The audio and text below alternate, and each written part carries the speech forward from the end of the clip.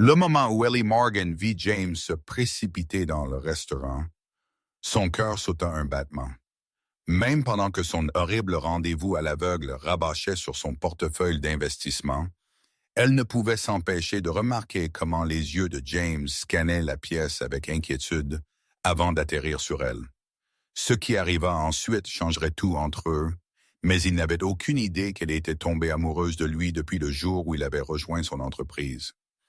Si vous appréciez cette histoire, s'il vous plaît, cliquez sur ce bouton j'aime et abonnez-vous pour plus d'histoires d'amour réconfortantes qui égayeront votre journée un peu plus. James Parker vérifia sa montre pour la 3e fois en 5 minutes, calculant mentalement combien de temps il lui restait avant de devoir chercher sa fille à la fête d'anniversaire de son ami. La file d'attente du supermarché n'avançait pas et il devait encore rentrer chez lui pour préparer le dîner.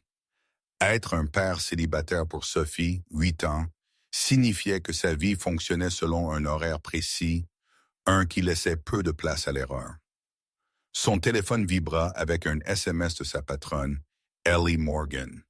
Astérisque SOS, horrible rendez-vous à l'aveugle.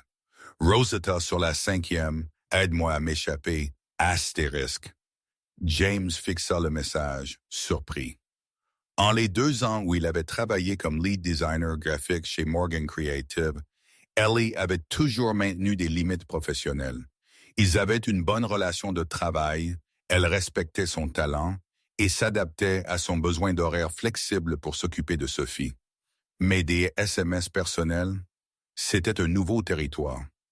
Il jeta un coup d'œil à son chariot plein de courses, puis de nouveau à son téléphone. Le ramassage de Sophie n'était pas avant 2 heures. Il pouvait épargner 30 minutes pour aider Ellie à sortir d'une situation inconfortable. Astérisque en route. 10 minutes. Astérisque. James abandonna son chariot, ressentant un étrange frisson de nervosité.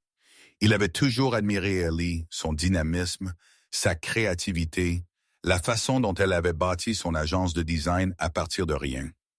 À 35 ans, elle n'avait que 3 ans de plus que lui, mais avait accompli tellement plus. Et s'il était honnête avec lui-même, il avait remarqué comment ses yeux se plissaient quand elle riait, comment elle se souvenait toujours du nom de Sophie et demandait de ses nouvelles. Mais James avait juré d'arrêter de fréquenter des femmes après que la mère de Sophie soit partie il y a 4 ans, affirmant qu'elle n'était pas faite pour la maternité. Sa fille avait déjà perdu une femme dans sa vie, il ne risquerait pas d'en faire entrer une autre qui pourrait partir. Ellie Morgan regrettait chaque choix de vie qu'il avait mené à ce moment. De l'autre côté de la table, Bradley expliquait, avec des détails atroces, pourquoi sa stratégie d'investissement était supérieure à tout ce que son cerveau féminin pouvait comprendre. Son amie Tara avait juré qu'il était prospère et charmant. Clairement, Tara avait besoin de faire recalibrer sa définition de charmant.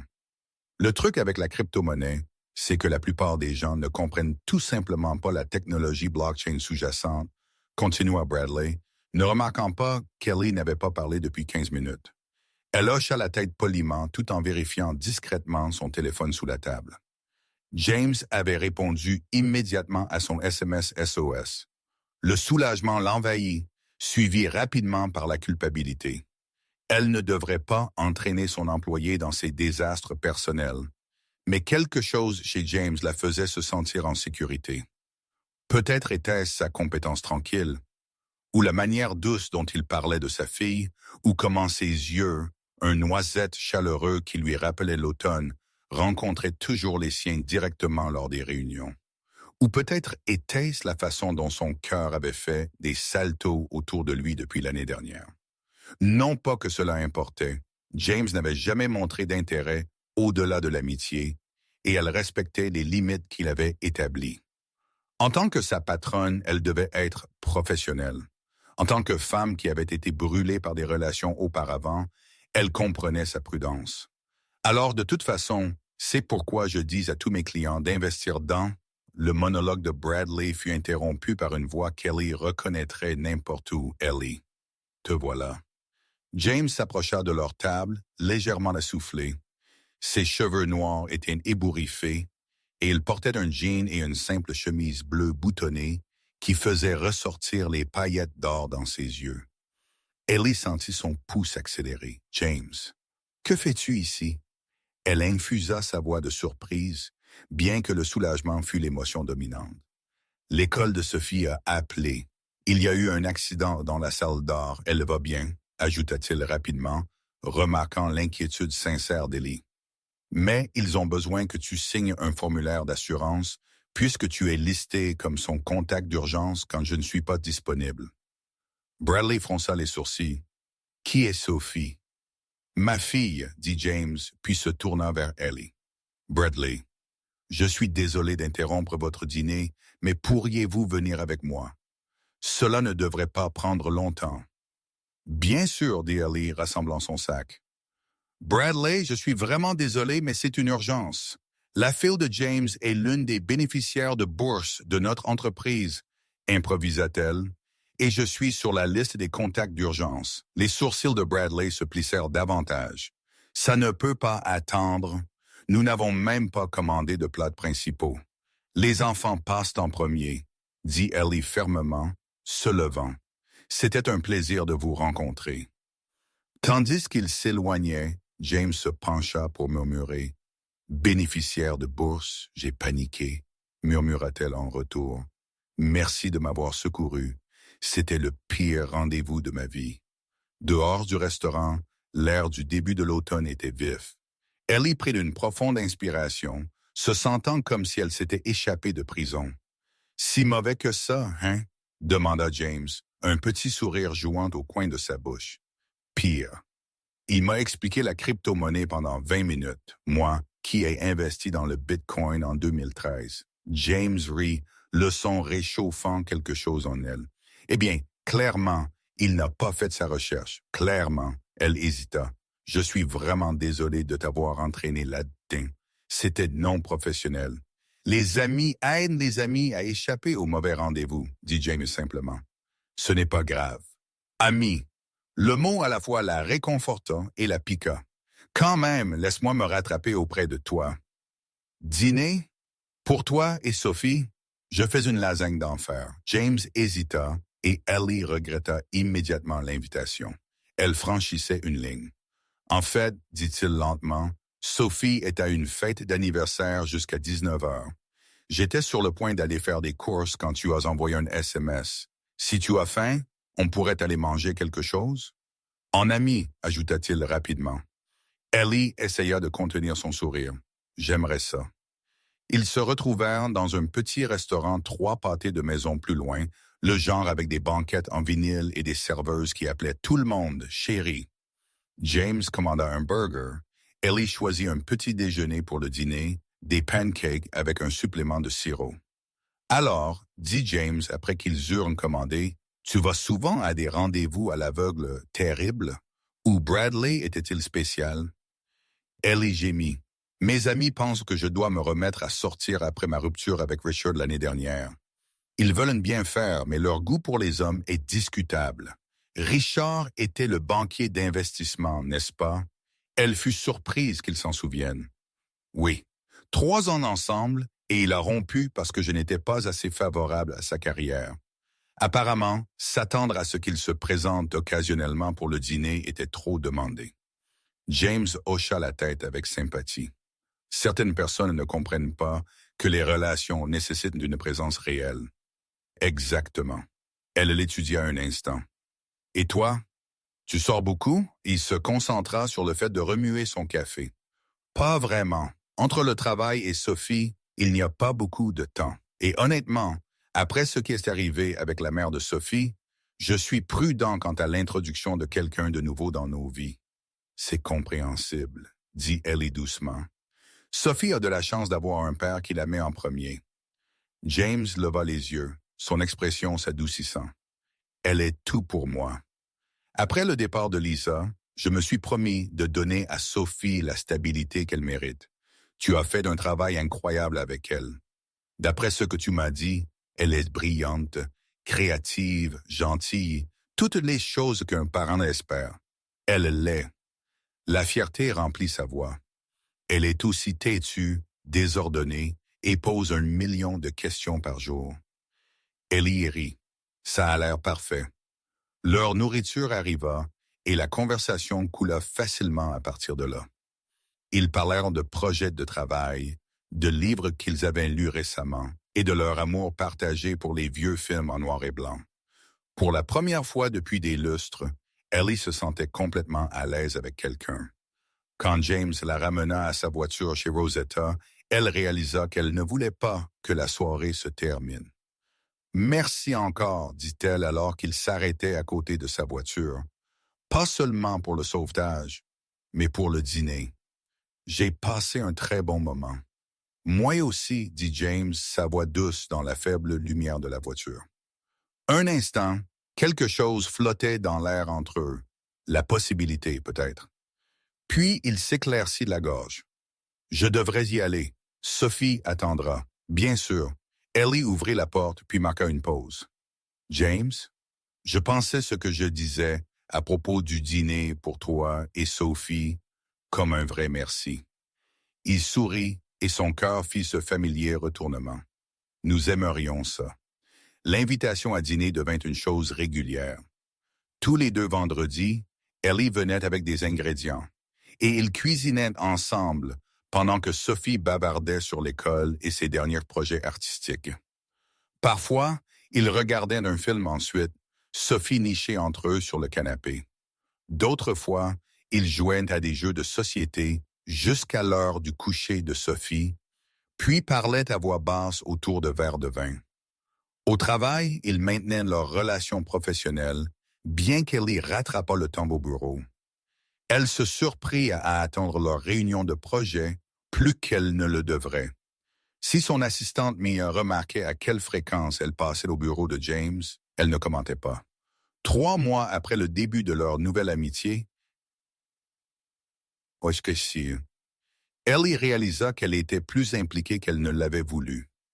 Elle se retrouvait à penser à James à des moments inattendus, quand elle voyait un livre qu'il pourrait aimer, ou quand elle entendait une chanson sur laquelle ils avaient dansé dans sa cuisine pendant que Sophie gloussait en les regardant. Elle aimait la façon dont son front se plissait quand il se concentrait sur un design, à quel point il était patient avec les questions sans fin de Sophie, comment il semblait toujours savoir quand Ellie avait besoin de parler et quand elle avait besoin de silence. Mais chaque fois qu'elle pensait à franchir la ligne de l'amitié à quelque chose de plus, elle se souvenait des limites prudentes que James avait établies. Il avait besoin de stabilité pour Sophie. Une relation avec sa patronne, une qui pourrait ne pas fonctionner, pourrait tout compromettre. Alors Ellie garda ses sentiments pour elle, chérissant leur vendredi soir et se disant que l'amitié était suffisante, jusqu'à la nuit où tout changea. « Papa, est-ce qu'Ellie peut venir à ma pièce de théâtre scolaire ?» demanda Sophie un vendredi alors qu'il rangeait les plats du dîner. « Elle pourrait s'asseoir avec nous.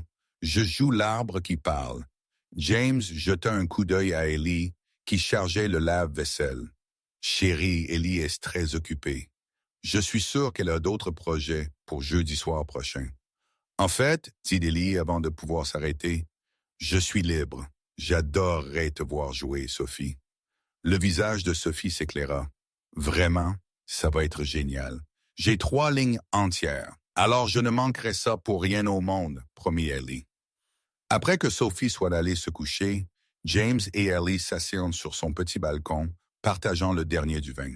« Tu n'as pas à venir à la pièce, dit James.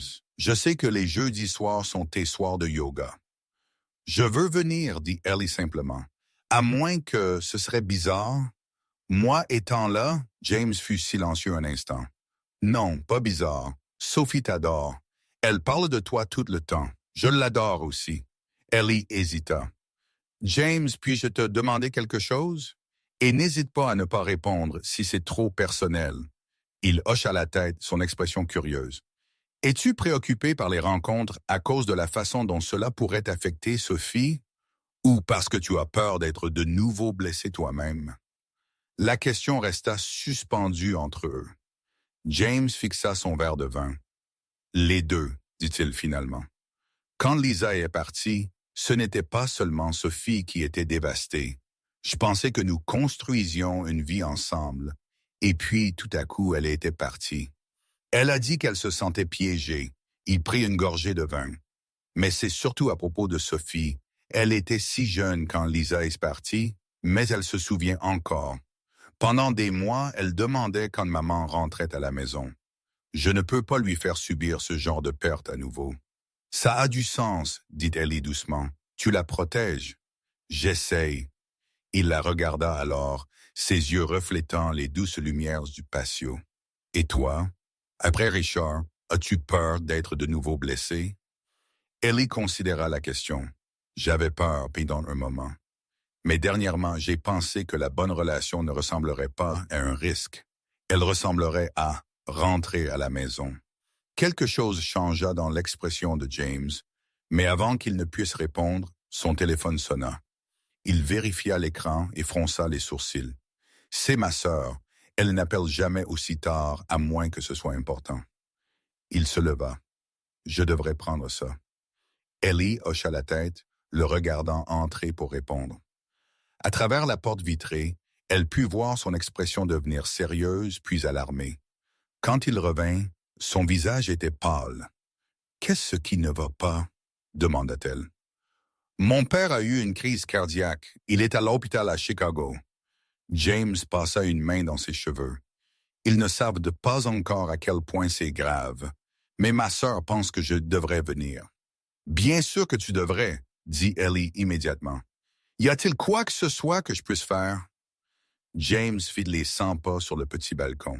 « Je dois réserver un vol, faire les bagages pour Sophie et moi, organiser quelqu'un pour nourrir le chat. » James, Ellie l'interrompit doucement. « Laisse-moi t'aider. Je peux m'occuper du chat et je peux vous conduire tous les deux à l'aéroport. Quand veux-tu partir? » Il arrêta de faire les 100 pas et la regarda avec une telle gratitude que son cœur lui fit mal. Dès demain matin, si possible.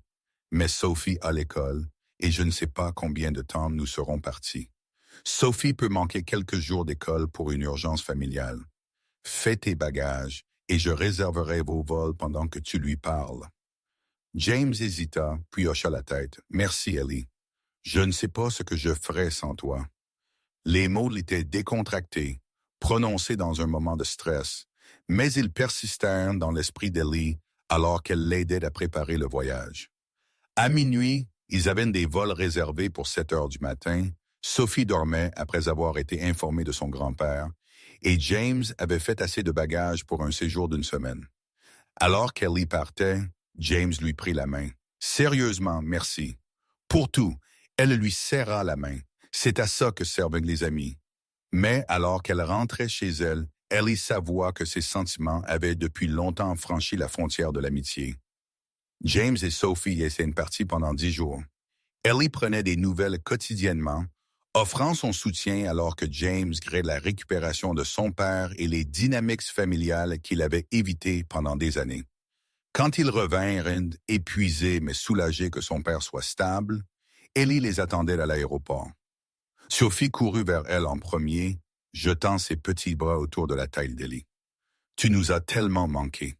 Grand-père va aller bien, et il a dit que je pourrais revenir cet été, et papa m'a laissé prendre de la glace au petit-déjeuner un jour. » Ellie rit, la serrant dans ses bras.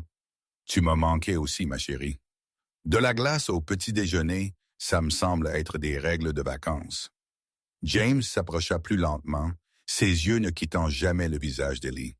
Quand Sophie la relâcha, il s'avança et, à la surprise d'Ellie, la serra fortement dans ses bras. « Merci, murmura-t-il contre ses cheveux, pour avoir pris des nouvelles chaque jour, pour t'être occupé de tout ici, pour être là. » Ellie lui rendit l'étreinte, se permettant de s'enfoncer dans sa chaleur un instant avant de reculer. « Et si on vous ramenait tous les deux à la maison? J'ai rempli ton frigo hier, donc tu n'as pas à te soucier des courses. Dans la voiture, Sophie bavardait sur ses aventures à Chicago, tandis que James était assis tranquillement sur le siège passager. De temps en temps, Ellie le surprenait à la regarder, son expression pensive. Après les avoir installés chez eux, Ellie se prépara à partir. « Vous devez être épuisés tous les deux. Reposez-vous, et je vous verrai au travail lundi, James. » « En fait, dit James, pourrais-tu rester un peu? » Après que Sophie soit allée se coucher, il y a quelque chose dont je veux te parler. L'estomac d'Ellie frémissait d'anticipation nerveuse. Bien sûr. 2 heures plus tard, Sophie endormie, ils s'assirent sur le balcon familier. La nuit était fraîche et James avait apporté une couverture pour qu'Ellie la drape sur ses jambes.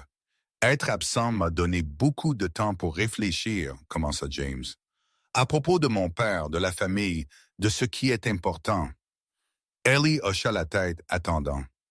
Mon père et moi n'avons pas été proches depuis la mort de ma mère. J'étais en colère contre lui d'avoir épousé si rapidement, d'avoir apparemment tourné la page pendant que je faisais encore mon deuil. Mais le voir dans ce lit d'hôpital. James secoua la tête. La vie est trop courte pour s'accrocher aux vieilles blessures. Je suis content que tu aies pu renouer, dit Ellie doucement. Ce n'est pas tout ce que j'ai réalisé. James se tourna pour lui faire face pleinement. Quand j'étais assis dans cette chambre d'hôpital, pensant à ce qui compte le plus, je revenais toujours à 2 personnes, Sophie, bien sûr, et toi. Le souffle d'Ellie se coupa. Chaque jour où nous étions partis, Sophie demandait quand nous te reverrions. Elle est attachée à toi, Ellie, et moi aussi.